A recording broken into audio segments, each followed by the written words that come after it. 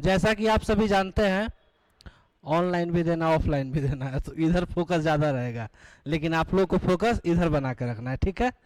तो इसमें कौन ऐसे स्टूडेंट्स हैं जिनका 6 to 8 है? 6 to 8। 8 to 10 वाले लोग कितने हैं? कोई नहीं। और 11 12 वाले? नील। 1 to 5 वाले लोग हैं इसमें? वही हुआ 9 to 10। हाँ, ऑनलाइन में लोग होंगे। इसमें 6 to 8 वाले की संख्या ज़्यादा है ना आपका? अच्छा, 9 to 10 है और 6 to 8 है, दोनों है। चलिए, अब इसी के बेसिस पे हम लोग सबसे पहले सिलेबस को जान लेते हैं कि सिलेबस क्या है, कैसे पढ़ना होता है और कितना पढ़ना होता है। ग्रामर, हाँ वही चीज़ तो कह रहे हैं। तो सब कुछ धीरे धीरे कवर करते हैं। तो आज सिर्फ और सिर्फ हम लोग सिलेबस के बारे में डिस्कस करेंगे। सिलेबस क्या है, कैसे है, ग्रामर का कितना रोल है, लिटरेचर पार्ट का कितना रोल है। और यदि बात करें हम, जहाँ तक कि मुझे पता है, 6 to 8 का, हाँ वही चीज़ हम बात कर रहे हैं। तो जैसा कि हम जानते हैं कि हम लोग को कवर करना है बीपीएससी टीआरई 4.0। कुछ लोग अभी इसमें पीछे वाले भी लोग होंगे। तो यदि पिछला सिलेबस अगर हम देखें, पास्ट सिलेबस को यदि हम देखें, तो इंग्लिश का जो वेटेज रहता है लैंग्वेज पेपर में, जो आप लैंग्वेज लें, हिंदी लेते हैं कुछ लोग का संस्कृत रहता है, कुछ लोग का इंग्लिश रहता है। बेसिकली इसका जो होता है वेटेज 80 मार्क्स का होता है। क्या सही हूँ? 80 मार्क्स का होता है। अब बात आती है कि सर 6 to 8 में कितना होता है, क्या होता है, कैसे होता है, इसको 1 by 1 करके कवर करते हैं। अभी तक हम अगर बात कर ले तो मोस्टली टॉपिक जो है, ज़्यादा से ज़्यादा जो पूछने वाला टॉपिक है, यहाँ पे ग्रामर आता है। और ग्रामर में भी बहुत तरीके से क्वेश्चन पूछे जाते हैं। मान लीजिए कि अगर हम किसी को बोले कि पार्ट्स ऑफ स्पीच आपने पढ़ लिया, पार्ट्स ऑफ स्पीच आपने पढ़ लिया, या ग्रामर की कोई भी टॉपिक्स आपने पढ़ लिया, सपोज करिए कि आपने टेंस पढ़ा या फिर सेंटेंस आपने पढ़ लिया, तो क्वेश्चन किस लेवल के आते हैं, किस तरीके के क्वेश्चन आते हैं, इसको जानना बहुत ज़रूरी होता है। यही जानना जरूरी है। चूंकि हम लोग बचपन लेवल में जब पढ़ रहे होते हैं तो पार्ट्स ऑफ स्पीच में बताया जाता है कि सर इसके टोटल 8 पार्ट्स होते हैं, और 8 पार्ट्स को अगर पढ़ना शुरू करिएगा तो नाउन, प्रोनाउन, वर्ब, एडवर्ब वगैरह वगैरह पढ़ते हैं। इसके अलावा अगर हम बात कर लेते हैं, जब इतना चीज़ आप कर लेते हैं तो उसके बाद होता क्या है कि क्वेश्चन पूछने का तरीका बहुत डिफरेंट होता है। तो बोले कि क्वेश्चन कैसे पूछा जाएगा, how to ask question in exams, exam में क्वेश्चन कैसे पूछा जाता है। तो सबसे पहला जो टाइप्स हमारे सामने निकल कर आता है, कोई भी ग्रामर का टॉपिक सब पढ़िए, कोई भी ग्रामर का टॉपिक, चाहे हम पार्ट्स ऑफ स्पीच की बात कर लें या कोई भी टॉपिक्स की अगर हम बात करते हैं, तो सबसे पहले हमारे सामने इसमें निकल कर आता है error based question. Error based question. अब बताइएगा सर इसका नाम आपने सुना है कि नहीं सुना है? एरर बेस्ड क्वेश्चन आप सुने हैं कभी भी? सुने हैं ना। तो एरर बेस्ड में क्या होता है कि एक आपको गिवन सेंटेंस होगा,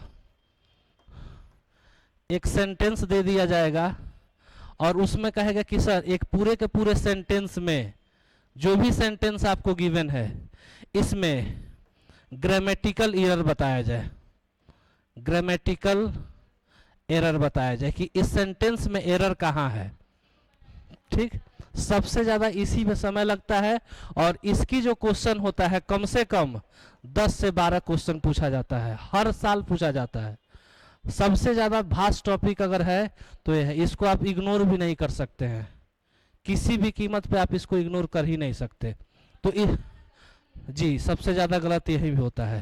अभी हम बात कर लेते हैं, जो भी गिवन सेंटेंस हमसे होगा उसमें पूछा जाएगा ग्रामेटिकल एरर। एक छोटा सा क्वेश्चन आपके सामने यदि मैं लिखूं तो ज़रा देखिएगा सर, यदि मैं बोलूं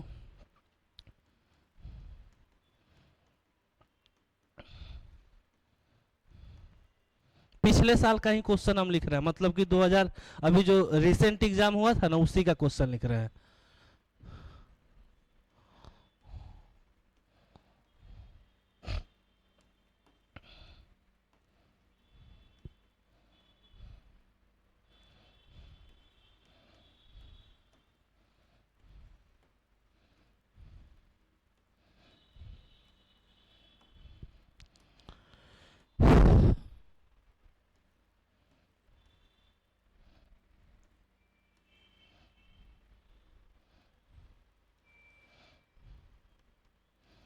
आप आंसर करेंगे जरा। यदि आपको लग रहा है कि यहाँ से यहाँ तक एरर है तो ऑप्शन ए करेंगे, लग रहा है कि यहाँ से यहाँ तक के पार्ट में एरर है तो ऑप्शन बी किया जाए, यहाँ से यहाँ तक में अगर लग रहा है एरर है तो ऑप्शन डी किया जाए, सॉरी सी। अगर कोई एरर नहीं लग रहा है तो ऑप्शन डी आप आंसर कर सकते हैं। बताइए, बेसिक सा चीज है, इतना चीज जानना चाहिए। ये पिछले ही साल ऑप्शन सी, बी। आपका क्या कहना है? आप लास्ट बेंच, बी। आप सर? चलिए देखते हैं। कुछ लोग का बी आ रहा है, कुछ लोग का सी आ रहा है, तो इसी दोनों में से कोई सही होगा। यहाँ तक तो सही है, इसमें कहीं कोई गलती नहीं है। इसमें सही क्या होना चाहिए अगर बी को हम पार्ट को एरर बोले? चॉकलेट्स तो है ही। ऐसे भी अगर आप दिमाग लगाएं, 1 मिनट अगर दिमाग आप लगा पा रहे हैं, तो यहाँ पे लिखा गया द स्टूडेंट्स, पहुंचे सही जगह पे हैं लेकिन गलत तरीका से। देखिए लिखा गया द स्टूडेंट्स, तो स्टूडेंट्स की संख्या 1 है कि ज्यादा है? सर बोलेंगे सर ज्यादा है, मतलब कि इसकी संख्या मोर देन 1 है। जब इसकी संख्या मोर देन 1 है तो जाहिर सी बात है जिस चॉकलेट्स को हम डिस्ट्रीब्यूट कर रहे हैं, जिस चॉकलेट्स की हम बांटने की बात कर रहे हैं, इसकी भी संख्या मोर देन 1 होना चाहिए। जो ग्रामेटिकली चॉकलेट्स यहाँ दिया गया और यहाँ पे स्टूडेंट्स लिखा गया, तो हमको नहीं लगता है कि इस पार्ट में कहीं से कोई एरर है। यहाँ तक सर बिल्कुल सही है। यहाँ पे डिस्ट्रीब्यूट यदि आप देखें, डिस्ट्रीब्यूट दीज चॉकलेट्स, दीज एक प्रोनाउन होता है सर, और जब हम लोग करेंगे तो सर सारी की सारी चीज़ों को 1 बाय 1 करके डिस्कस करेंगे। ये बेसिकली प्रोनाउन हुआ, और चॉकलेट्स अपने आप में बिल्कुल सही है। वहाँ लिखा गया बिटवीन और फिर लिखा गया द स्टूडेंट्स। तो सपोज करिए एक प्रीपोजिशंस वर्ड होता है, नाम सुने होंगे, ठीक? तो जरा सुन लेते हैं, इसको हम डिस्कस कर लेते हैं। देखिएगा बोर्ड पे हमने लिखा सर ये प्रीपोजिशंस है। प्रीपोजिशंस दो तरीके से एक फंक्शन करता है। एक वर्ड हम जानते हैं जिसको हम बोलते हैं अमंग, और इसी के ठीक अपोजिट एक वर्ड आता है जिसको हम बोलते हैं बिटवीन। दोनों का हिंदी मतलब एक ही जैसा होता है। कहाँ गया सर?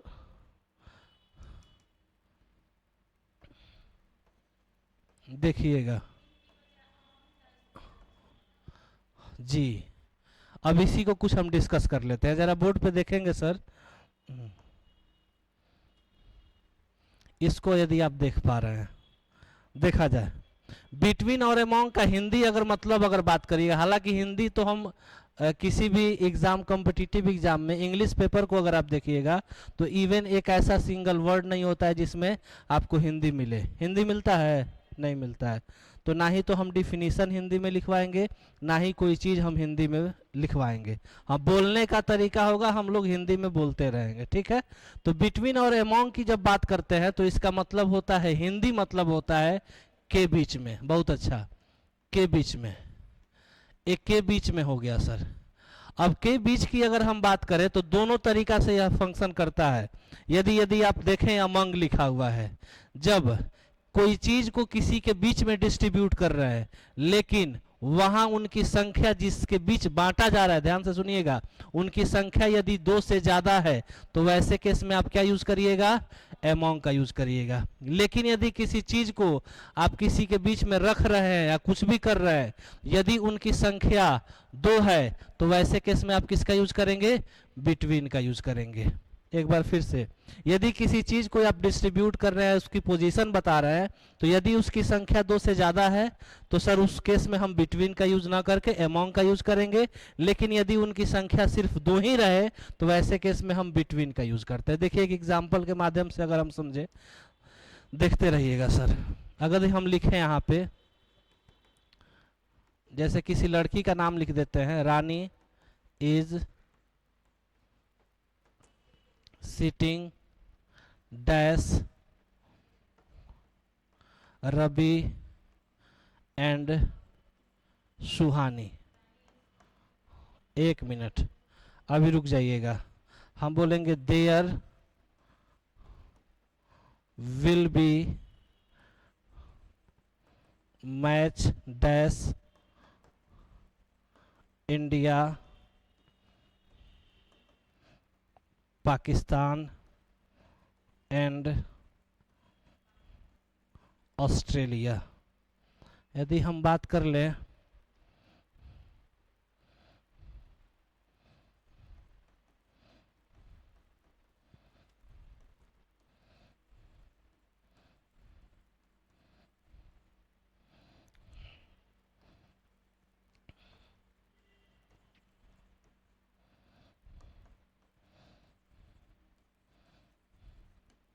जरा तीनों सेंटेंस को अच्छे से ऑब्जर्व करके सोच के और समझ के बनाइएगा, ऐसे नहीं कि कुछ भी कर दे तो दिक्कत हो जाएगा।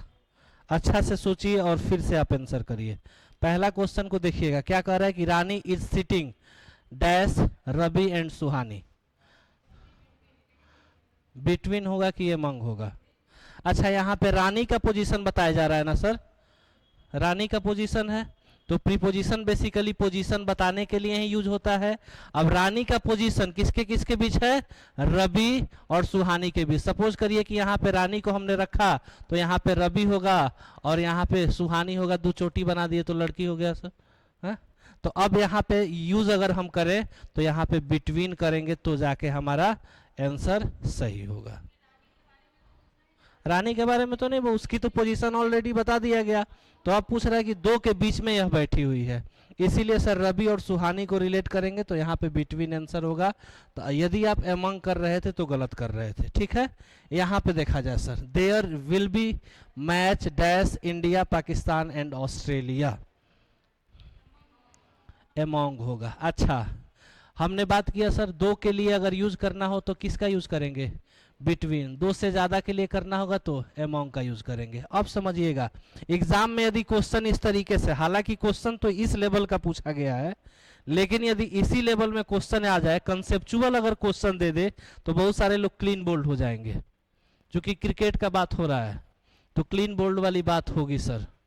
अच्छा, एक बार में जब मैच होता है तो एक मैच में एक बार में कितनी टीम पार्टिसिपेट करती है? दो टीम पार्टिसिपेट करता है। क्या ऐसा होता है क्या कि इंडिया बैटिंग कर रहा है, बॉलिंग ऑस्ट्रेलिया वाले कर रहे हैं, पाकिस्तान वाले जाके फील्डिंग करेंगे? ऐसा तो नहीं होता है। एक बार में पार्टिसिपेशन कितने का? दो का। तो इसका मतलब कि दो के बराबर है, या तो इंडिया ऑस्ट्रेलिया के बीच मैच होगा सर, या नहीं तो इंडिया पाकिस्तान के बीच, या नहीं तो पाकिस्तान ऑस्ट्रेलिया के बीच। यही दो केस आ सकता है। तो जब भी मैच होगा तो दो ही के बीच मैच पॉसिबल होगा, इसलिए वैसे केस में भी हम यहाँ पे क्या यूज करेंगे? यहाँ पे हम बिटवीन यूज करके चलेंगे और यहाँ भी सही होगा बिटवीन। यदि आप अमोंग कर रहे थे तो इसमें ये गलत था। यहाँ पे देखिएगा सरकार है कि डिस्ट्रीब्यूट दिस नोट्स, इस नोट्स को बांट दिया जाए बच्चों के बीच। अच्छा, क्लास में स्टूडेंट दो होते हैं कि दो से ज्यादा? दो से ज्यादा। अगर दो बच्चे रहे तो उसको ट्यूशन बोला जाएगा, क्लास क्यों बोला जाएगा? सही से। तो यहाँ पे हम आंसर क्या करके आएंगे सर? एमंग करके आएंगे और यही मेरा आंसर होगा। हालांकि तो इस बार वाला पेपर है, इस बार वाला पेपर है। अच्छा, तो ये बात आपको समझ में आया? तो देखिएगा सर, ए हुआ फिल इन द ब्लैंक्स, इसको हम लोग अभी डिस्कस किया। हम अभी आज कुछ लिखना ही नहीं है, अभी जब हम इसको डिस्कस कर रहे थे तो अभी हमने बोला था सर एरर बेस्ड क्वेश्चन, तो एरर बेस्ड क्वेश्चन आया। लेकिन ये जो क्वेश्चन हमने लिखा है इसको हम लोग बोलते हैं फिलर्स। फिलर्स का मतलब होता है फिल इन द ब्लैंक्स, जैसे होता है fill in the blanks.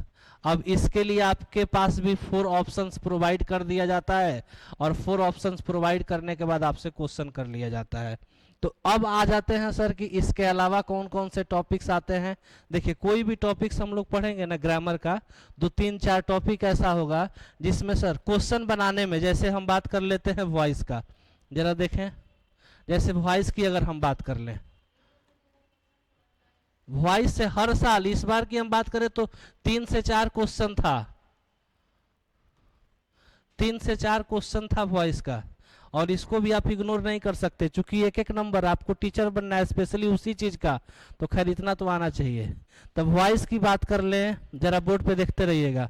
Narrations की अगर हम बात कर लें, और बात कर लेते हैं छोटा मोटा टॉपिक, कभी कभी क्वेश्चन टैग से भी क्वेश्चन पूछ लेता है जी। क्वेश्चन टैग से एक क्वेश्चन तो हर साल रहना है, ठीक। नरेशन से भी 3 से 4 क्वेश्चन रहता है, कम से कम 2, ज्यादा से ज्यादा 4 से 5 क्वेश्चन रहता है। इसके अलावा हम बात कर लेते हैं टेंसेस से, जी जी उसको भी हम लिख रहे हैं। तक टेंसेस की बात करें तो कम से कम अगर एरर की बात कर लें तो 4 से 5 इकलौता टॉपिक यह है जो कवर करने का काम करता है, और इनको अगर हम पढ़ लेंगे तो दुनिया का कोई भी क्वेश्चन बनाना हो, टीचर हो, एसएससी हो, बैंकिंग हो, तो 5 सेकंड से ज़्यादा आपको नहीं लगेगा। क्या सर? किस चीज़ का आप क्या कह रहे हैं? जी, उसमें भी जो आएगा ना वो सारा कवर हो जाएगा। जी, यही सारा टॉपिक्स था। जी, एक मिनट आप बोल दी, अब आप बोलिए। उसमें जो 8 मार्क्स का पूछा जाता है ना, उसमें भी यही सारा टॉपिक्स रहता है। जी, यही टॉपिक्स। पैराग्राफ राइटिंग तो खैर वो उसमें आप नहीं ले जा सकते हैं, क्योंकि 2 क्वेश्चन ग्रामर से। उसमें लाइए जरा देखें हम उसको, लाइएगा जरा। जी सर, कल कल कौन सा डे है? लाइए सर, लाइए। आप एग्जाम दिए हैं? इस बार दिए थे? देखिए यही तो है, पहले में इंग्लिश से है। देखिए, हाँ सबका सेम ही होता है। लैंग्वेज पेपर अगर मान लेते हैं आप, क्या इंग्लिश है, सपोज करिए कि मान लेते हैं जिसमें इंग्लिश में बहुत सारे लोग लैंग्वेज पेपर को, कुछ लोग हिंदी लेते हैं, कुछ लोग इंग्लिश, कुछ लोग संस्कृत, उसका सारा का सारा पेपर सेम आएगा, सबका सेम होता है। इसमें से देखिए सर, हेलो भाई साहब, इसमें सबसे ज्यादा जो क्वेश्चन पूछा गया है सर, वह आर्टिकल से पूछा गया, जिसको हम लोग बोलते हैं ए, एन और द। इसी से क्वेश्चन पूछा गया है, अभी आपके सामने ही है, ठीक। और इसकी बात करें तो कंप्रीहेंशन पैसेज आ गया। तो कंप्रीहेंशन पैसेज में तो एक पैसेज अगर दे रहा है तो कम से कम इसका जो वेटेज होता है 5 क्वेश्चन तो पूछना ही पूछना है, 5 क्वेश्चन से कम नहीं पूछता है। हालांकि इसमें 6 पूछा गया है। वो लास्ट वाला पैराग्राफ में उधर, अच्छा ठीक है, कोई दिक्कत नहीं। तो सर अब बता देते हैं, सुन लीजिए। अब जब बात कर लेते हैं कि इस 8 मार्क्स वाले में हम क्या करते हैं, जरा सुन लीजिए। ये आपके पास रिसेंट पेपर है, ठीक। जब बीपीएससी पहली बार एग्जाम लिया था, पहले टीचर वाला, तो उसमें भी कुछ डिफरेंट तरीका से, उसमें ग्रामर का क्वेश्चन ज़्यादा दे दिया था, उसमें पैसेज वगैरह नहीं दिया हुआ था। तो अलग अलग टॉपिक्स, तो इतना अगर हम लोग कवर कर लेते हैं सारा का सारा टॉपिक्स, अगर एटलीस्ट अगर हम ग्रामर को कवर कर लें तो ग्रामर में आपका कंप्रीहेंशन भी आ जाता है, पैसेज भी आ जाएगा, ये सारा चीज़ आ जाएगा। जब इतना सारा चीज़ आ जाएगा तो 8 मार्क्स वाले में किसी प्रकार का कोई दिक्कत वाली बात ही नहीं है। अब बाकी जो आपका मेन पेपर होगा उसमें तो खैर कवर करना ही है, ठीक है सर। तो इसको आप रख लेंगे। इसमें मेन पेपर भी दिया होगा साइड में, सबसे लास्ट में दिया जाता है, शायद नहीं दिया हुआ है। बीपीएससी ऐसा कर देता है ना कि उसको खिचड़ी है ना बंटवाना है बाद में जाके, इसीलिए उसको खिचड़ी कर देता है। उसको बाद में तो आपसे आप जाइएगा पढ़ाने के लिए जाएगा तो जनरली आप क्या करिएगा, अब मान लीजिए कि खिचड़ी बांटना तो पड़वे करेगा, इसीलिए उस सिलेबस को पहले खिचड़ी कर देता है, उसके बाद आपको करता है। हाँ, पढ़ाने के अलावा सब कुछ आपसे जनगणना करवाया जाएगा, ठीक।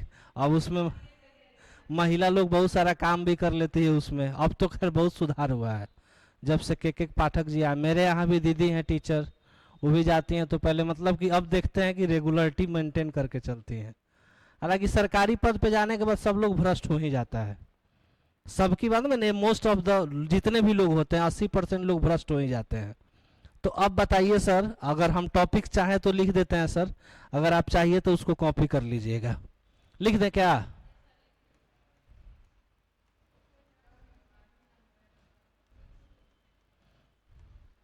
इसमें सब लोग कितने, आप लोग कितने, आप सर कौन से 6 to 8 हैं आप?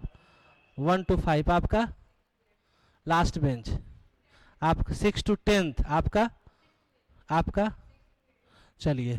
तो साइंस पेपर है, इंग्लिश नहीं है आपका? अच्छा, साइड से है, चलिए। तो सर ग्रामर का टॉपिक हम लिखते हैं 1 by 1 करके, लिखते चलिए तो जरा।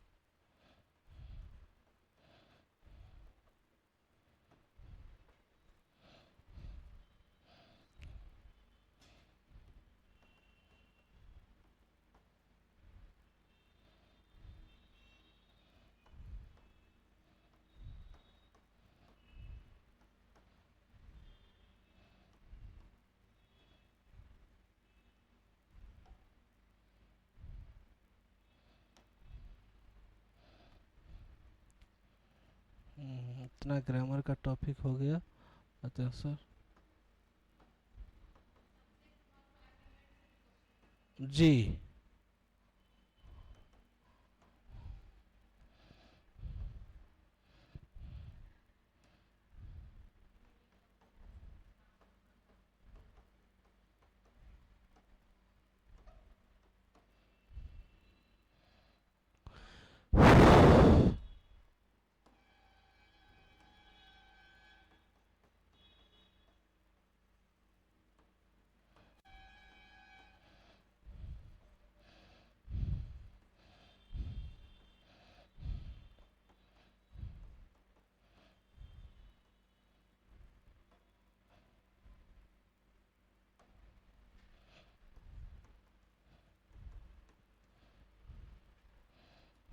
इसमें एक दो टॉपिक और ऐड कर देते हैं।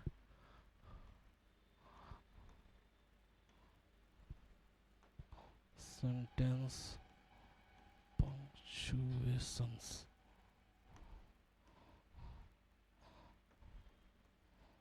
Clause and phrases.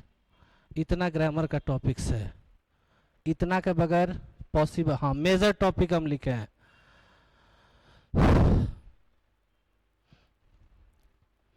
राइटिंग समझ में आ रहा है ना?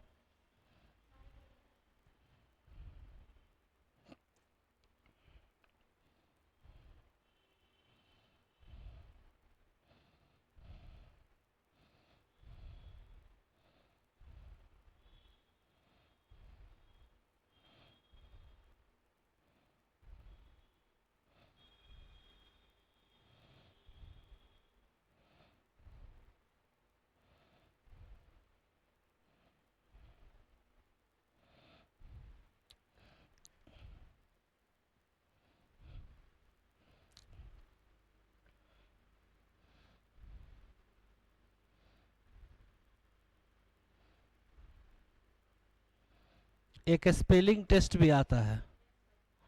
स्पेलिंग टेस्ट को हम इसी दायरे में ही रखेंगे। स्पेलिंग टेस्ट समझते हैं क्या होता है? अच्छा अभी डिस्कस कर देते हैं पूरा चीज।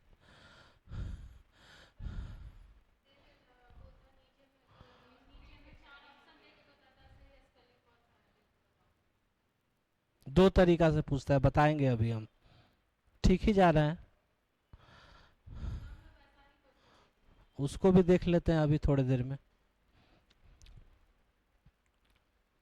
आप लोग आए कितना बजे थे क्लास करने? 10। हिस्ट्री का क्लास हुआ था। ओ, इसके बाद चला जाना है ना? चलिए देखते हैं सर, जरा यहाँ देखिए तो। अब बेसिक, हाँ थोड़ा सा देख लेते हैं। ये जो सिलेबस है सर, ये आपका 6 to 8 वाला है। जरा बोर्ड पे ध्यान दीजिएगा।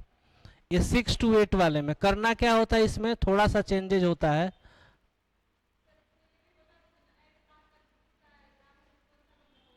अच्छा उसको बता देते हैं, रुक जाइए। अभी तक रिसेंट या जो सिलेबस अभी हम देख के आ रहे हैं ना, जो पेपर हमने देखा भाई साहब दिखा रहे थे, तो उसमें जो टॉपिक्स था, पैसेज था, कहाँ गया सर? रीडिंग कम्प्रीहेंशन, और उसके अलावा आर्टिकल्स था। तो वो डिपेंड करता है उसके ऊपर। मान लेते हैं कि सर 8 क्वेश्चन आपको क्या कर दे, 8 क्वेश्चन में ग्रामर का खाली दे सकता है। कभी कभी क्या होगा कि 8 क्वेश्चंस में कुछ क्वेश्चन रीडिंग कम्प्रीहेंशन का दे देगा, कुछ क्वेश्चन ग्रामर का दे देगा, वो उसके ऊपर डिपेंड करता है। अगर शुरू से लेकर अभी तक देखकर चलिएगा तो तीनों बार हर तरह का क्वेश्चन पूछा गया, हर साल अलग अलग पूछा गया। अभी रिसेंट का ये पेपर दिखा रहे थे, तो उसमें क्या था, रीडिंग कम्प्रीहेंशन का 6 क्वेश्चन था, और 2 क्वेश्चन जो दिया था वो आर्टिकल से था। ठीक, तो इस पर कुछ विशेष नहीं कहा जा सकता है कि हाँ यह रहेगा ही रहेगा, लेकिन इतना जान के चलिए अगर इतना कर लिए तो 8 क्वेश्चन छूटने का कोई बातें नहीं है, हर हाल में बन जाएगा। अब जरा देखिएगा 6 to 8 में बेसिकली होता क्या है, 25 नंबर का, वहां पे देख पा रहे हैं सर, यहाँ पे देखिएगा 20 से 25 मार्क्स का आपका पूछा जाता है क्या, रीडिंग कम्प्रीहेंशन।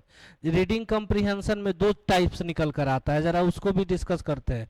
देखिएगा 2 टाइप्स की अगर बात कर ले रीडिंग कम्प्रीहेंशन में, देखें रीडिंग कम्प्रीहेंशन में 2 तरह का क्वेश्चन आता है। रीडिंग कंप्रीहेंशन में। दो तरह का, एक तो जिसको हम बोलते हैं अनसीन पैसेज। अनसीन पैसेज का नाम सुने हैं ना, अनसीन पैसेज हुआ। अनसीन पैसेज के अलावा एक वर्ड आता है जिसको हम लोग बोलते हैं क्लोज टेस्ट। इसका नाम सुने हैं? अनसीन पैसेज का मतलब हुआ कि सर एक आपके सामने पैराग्राफ देगा, ठीक, पैराग्राफ के लिए आपके सामने उसी से रिलेटेड 5 क्वेश्चंस दे देता है और कहता है कि उसी के लिए ऑप्शंस भी प्रोवाइड करेगा 4 और उसी ऑप्शंस के बेसिस पे आप आंसर करते हैं, तो एक ये हुआ। दूसरा हम लोग बोलते हैं क्लोज टेस्ट। जरा इसको समझ लीजिए क्या होता है। सर जरा बोर्ड पे देखेंगे, इसको अगर हम समझने की बात कर लें तो इसको यदि आप ओहो, हाँ आ गया। डिजिटल इंडिया का यही एक खास बात है। जरा देखिएगा, इसको अगर हम कर लें कैसे ये काम करता है, जरा देख लें। क्लोज टेस्ट क्या होता है? एक इसमें आपके सामने एक बड़ा सा पैसेज होगा, बड़ा सा पैसेज में कुछ लाइंस दिया रहता है और इसी लाइंस में क्या करेगा, यहाँ पे ब्लैंक दे देगा, यहाँ पे कहेगा 1 नंबर, ठीक, यहाँ से शुरू किया, यहाँ 2 दे दिया, पूरा किया, यहाँ पे 3 आपको दे दिया, यहाँ बढ़ा 4 दे दिया और आगे बढ़ के यहाँ 5 दे दिया। और ऑप्शन नंबर, क्वेश्चन नंबर जहाँ पे एक वर्ड लिखा है ना 1, वहाँ पे 1 दे देगा और इसी के लिए A, B, C और D। तो ये जो क्वेश्चन होता है ये वर्ड बेस्ड होता है। मतलब कि आपसे कहेगा क्या कि इस कौन ऐसा पैसेज है, इसमें से कौन ऐसा, चारों में से कौन ऐसा वर्ड ले लें जो इसके मीनिंग को फुलफिल करे। ऐसा ही आता है, अभी तक आया है, जरूर आया है, ठीक है, आया। 6 to 8 में नहीं आया है, 11, 12, 9, 10 में दिया है, तो उसको हम लोग बोलते हैं क्लोज टेस्ट। वर्ड बेस्ड अगर क्वेश्चन नहीं पूछेगा तो कभी कभी आपसे पूछ लेता है, पता है क्या, इसके अलावा आपसे पूछा जाता है प्रीपोजिशन के क्वेश्चन। इसमें कहेगा कौन ऐसा प्रीपोजिशन होगा जो सुटेबल मीनिंग को रिप्रेजेंट करेगा, तो आप चाहे तो उसको भी लगा सकते हैं। प्रीपोजिशंस के अलावा आपसे आर्टिकल का क्वेश्चन पूछ लिया जाता है। तो यही 2 तरीका होता है पूछने का। और रीडिंग कम्प्रीहेंशन कुल मिला जुला के आपके सामने जरा यहाँ पे देखेंगे, रीडिंग कम्प्रीहेंशन की अगर हम बात करें तो 20 से 25 क्वेश्चन अगर पूछ रहा है रीडिंग कम्प्रीहेंशन में, 20 से 25 क्वेश्चन अगर पूछ रहा है, 20 से 25 क्वेश्चन अगर पूछेगा तो आपसे ग्रामर का जो क्वेश्चन पूछा जाता है वह 55 मार्क्स का पूछा जाता है। तो 55 5 क्या होगा सर, 60 और 60 20 कितना हुआ सर, 80 मार्क्स आ गया। यही आपका।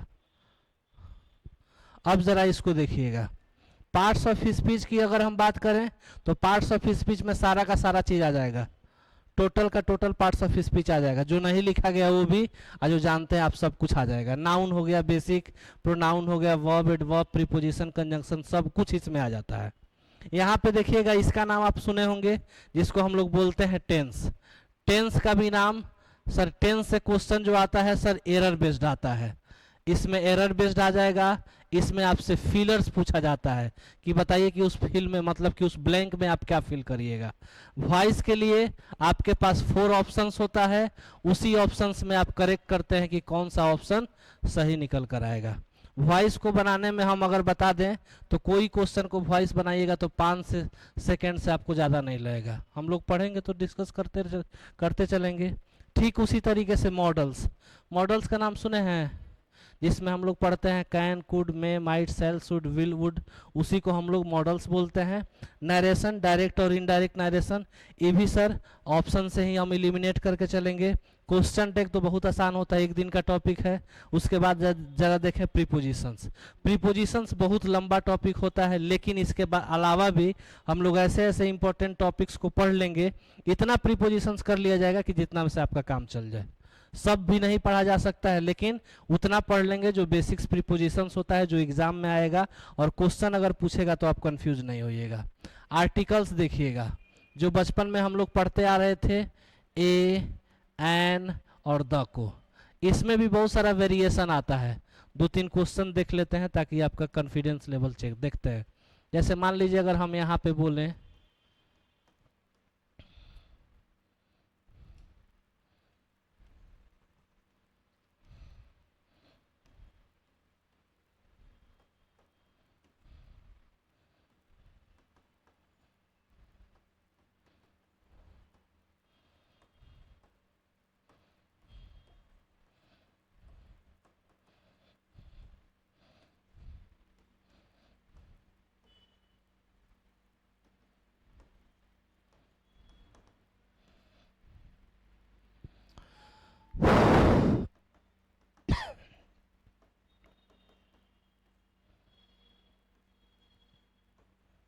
जरा इसमें आप फिल करिए तो ए और एन, अगर जानते हैं तो, नहीं जानते हैं तो भी कोई दिक्कत वाली बात, शर्माना नहीं है।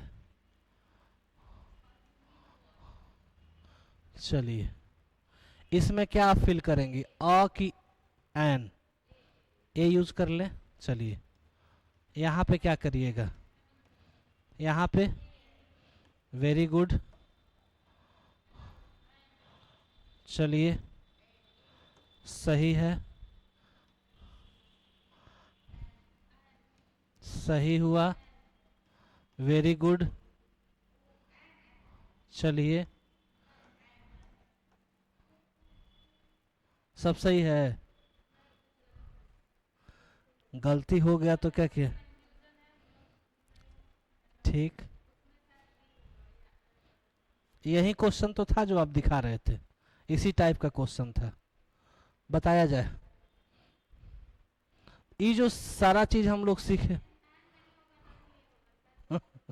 देखिए क्या होता है, ऑयल बेसिकली जब भी हम ए और एन यूज करते हैं, सुना जाए, ए और एन का लिटरल मीनिंग क्या हुआ, लिटरल मीनिंग का मतलब इस शब्द का अर्थ क्या निकलता है, बोलिएगा इस शब्द का मतलब होता है एक, एक का मतलब हो गया सर जिसको हम लोग काउंट कर सकते हैं, तो इसका मतलब यह हुआ कि ए और एन के बाद वैसे ही चीज के साथ हम ए और एन का यूज करेंगे जो बेसिकली सिंगुलर काउंटेबल नाउन होगा, सिंगुलर होना चाहिए, सिंगुलर होगा तभी जाके हम आर्टिकल का यूज करेंगे। सिंगुलर यहाँ पे बॉय बेसिकली सिंगुलर हुआ, और यूज किया गया यूनिक के साउंड को लेकर, अम्ब्रेला का साउंड कॉन्सोनेंट की तरह नहीं वॉवेल साउंड आ रहा है तो यहाँ पे यूज किया गया एन, बिल्कुल सही है। यूनिवर्सिटी का साउंड यख से आता है, यहाँ पे अ यूज किया गया, इसको हम पढ़ते हैं तो आवर पढ़ते हैं, साउंड वॉवेल की तरह आया, एन यूज करें। हॉस्पिटल का साउंड ह आया, कॉन्सोनेंट है, अ यूज किया गया, इसको जब पढ़ते हैं तो लिखते हैं ऑनरेबल गेस्ट, साउंड आया वॉवेल की तरह, एन होगा, बिल्कुल सही है। एम ए जब आप लिखते हैं तो कुछ इस तरीके से एम ए लिखेंगे, इसका मतलब इसका साउंड जो आ रहा है कैसा आ रहा है, वॉवेल साउंड आ रहा है, वॉवेल साउंड आ रहा है तो एन अपने आप में बिल्कुल सही है। ऑयल की बात करें तो ऑयल को गिनना पॉसिबल है, आप बोलेंगे सर पॉसिबल ही नहीं है, तो इसके साथ बेसिकली कोई आर्टिकल यूज नहीं होगा। अब हम बात कर लेते ऑनियन, ऑनियन को तो हम गिन ही सकते हैं, इसका साउंड अ की तरह आ रहा है, कॉन्सोनेंट नहीं वॉवेल हुआ, एन यूज होगा।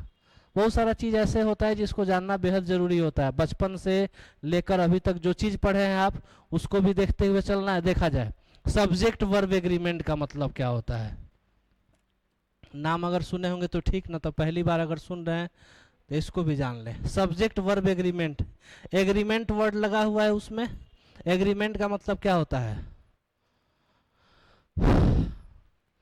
एग्रीमेंट का मतलब क्या हुआ, एग्रीमेंट का मतलब होता है सहमति, ठीक। तो इसमें जो भी हम लोग काम करते हैं इसमें हम लोग जानते हैं सब्जेक्ट के साथ वर्ब का क्या एग्रीमेंट है, मतलब सब्जेक्ट के साथ वर्ब की क्या सहमति है, ठीक है सर। तो सब्जेक्ट के साथ वर्ब की क्या सहमति होती है, सिंगुलर सब्जेक्ट होगा तो वर्ब सिंगुलर यूज करेंगे, प्लूरल सब्जेक्ट होगा तो प्लूरल वर्ब यूज करेंगे। यदि आप पटना में रहते होंगे, बाहर से अगर आए होंगे, सब लोग बाहर के हैं कि पटना के ही हैं, बाहर से हैं, माने आप किस डिस्ट्रिक्ट से हैं, आप सर, आप सुपौल, हमारे डिस्ट्रिक्ट से कोई नहीं है, मेरा डिस्ट्रिक्ट है सिवान, छपरा, सिवान का नाम सुने हैं, वहाँ भी भोजपुरी चलता है, ये सब जितना ये सब भोजपुरी कलाकार सब है सब उधरे का है, आरा सिवान छपरा हम लोग का मतलब भोजपुरी लैंग्वेज, आरा उधर है लेकिन उधर से वो टच करता है सर, हम लोग छपरा से जाइएगा ना, छपरा से वो रूट बना हुआ है। तो अब देख लेते हैं सर, अगर मान लीजिए पटना में आप आए होंगे तो रूम लेने कभी भी जाते हैं तो रूम ऑनर आपके साथ कुछ एग्रीमेंट करता है, करता है ना सर। एग्रीमेंट यह करता है कि आपको यह टर्म्स एंड कंडीशन फॉलो करना होगा। यदि टर्म्स एंड कंडीशन फॉलो करिएगा तो ही हम आपको रूम देंगे, अदरवाइज रूम नहीं दे सकते हैं। तो यही ठीक उसी प्रकार सब्जेक्ट वर्ब एग्रीमेंट में क्या होता है, सब्जेक्ट का कुछ टर्म्स एंड कंडीशन होता है और इसी टर्म्स एंड कंडीशन को उसी एग्रीमेंट के तहत फॉलो कौन करता है, वर्ब करता है। इसी को बोलते हैं सब्जेक्ट वर्ब एग्रीमेंट। जब डिटेल्ड में पढ़ेंगे तो इसको हम लोग जानेंगे। आ जाता है रीडिंग कम्प्रीहेंशन। हर चाहे इंटरमीडिएट वाला हो, 11 12 हो, 6 to 8 हो और 9 to 10 हो, सबके लिए यह 20 से 25 नंबर पूछा जाता है। क्लोज टेस्ट इसमें नया ऐड हुआ है जो 11 12 वाले को देना होता है। 9 10 वाले को भी में भी अगर ला दिया जाए, लेकिन उसमें भी अभी तक नहीं पूछा गया है। 6 to 8 में सब नहीं, अनसीन पैसेज आता है। वोकेब देखिएगा क्या होता है। वोकेब का हिंदी मतलब होता है शब्दार्थ। शब्दार्थ का मतलब हो गया शब्द का मतलब। यहाँ लिखा गया सर साइनो, इसी को लोग सिनोनिम्स लॉन्ग फॉर्म में बोलते हैं। सिनोनिम्स का मतलब होता है समानार्थी शब्द, एक चीज का दूसरा मीनिंग होता है, उसी को इंग्लिश में देना होता है। हमको नहीं लगता है कि इस पर फालतू का समय देना बेकार है। इस पे अगर आप समय दीजिएगा ना, बैठ के रटिएगा ना, इसका इतना बड़ा दायरा है कि पॉसिबल ही नहीं है। अभी से अगर आप खास करके बीपीएससी का एग्जाम, एसएससी में इतना ज़्यादा ये क्वेश्चन पूछा जाता है। अब एसएससी वाले लोग क्या करते हैं, बैठ के उसको रटते रहते हैं। वो रटना ठीक है, एसएससी तक ठीक है, बीपीएससी में आते हैं तो इसको रटना बिल्कुल बेकार। हम मेरे हिसाब से अगर एक दो क्वेश्चन पूछेगा भी तो आप उसको स्किप कर देंगे, सिंपल सा लॉजिक है। अगर हाँ, वो आपके लक के ऊपर डिपेंड करता है। बेसिक नॉलेज है तो बन जाएगा, लेकिन अगर बैठ के अगर उसको आप रट रहे हैं तो मेरे हिसाब से नॉनसेंस वाला बात। इसमें आप क्या रट सकते हैं, इसमें आप इसको रट सकते हैं OWS। इसका मतलब हुआ वन वर्ड सब्स्टिट्यूशन। मतलब कि एक कोई भी लंबा एक सेंटेंस होगा, उसके लिए एक वर्ड आपको सब्स्टिट्यूट करना है, तो इसको आप रट सकते हैं। इसका लिमिटेड दायरा होता है 1000-1200 अगर इसका दायरा है। अगर 1000-1200 में 400-500 भी अगर आप लर्न कर लेते हैं तो उसमें से 2-4 क्वेश्चन टकरा जाता है। इस बार 11 12 में 5 क्वेश्चन पूछा गया था, तो इसको भी अगर आप चाहें तो कर सकते हैं। स्पेलिंग टेस्ट का मतलब 2 तरीका से क्वेश्चन पूछता है। इडियम्स एंड फ्रेजेस पे भी दिमाग लगाना फालतू का चीज है, इस पर भी आप दिमाग नहीं लगाएं तो अच्छा होगा। जरा इसको देखिएगा, हम लोग देख लेते हैं स्पेलिंग टेस्ट में। स्पेलिंग टेस्ट को देखते हैं क्या कैसे यह रोल प्ले करता है। 2 तरीका से स्पेलिंग पूछा जाता है। पहला आता है correctly spelled word, correctly spelled word. दूसरा तरीका होता है रॉन्गली स्पेल्ड। इसके नाम में ही इसका अर्थ छुपा हुआ है, जरा देख के देखिए क्या लिखा है, करेक्टली स्पेल्ड वर्ड। मतलब कि 4 ऑप्शंस आपके सामने होगा, A B C D, तो कोई ऐसा 3 ऑप्शंस होगा। आपसे पूछ रहा है करेक्टली स्पेल्ड वर्ड, मतलब कि 4 स्पेलिंग दिया हुआ, हम लिख भी देते हैं, ज़्यादा सही रहेगा, लिख देंगे तो ज़्यादा ही सही रहेगा। देखा जाए एक ऑप्शन अगर हम दें, आपसे कह रहे हैं choose the correctly spelled word, यदि हम लिखना चाहें ऑप्शंस लिख देते हैं।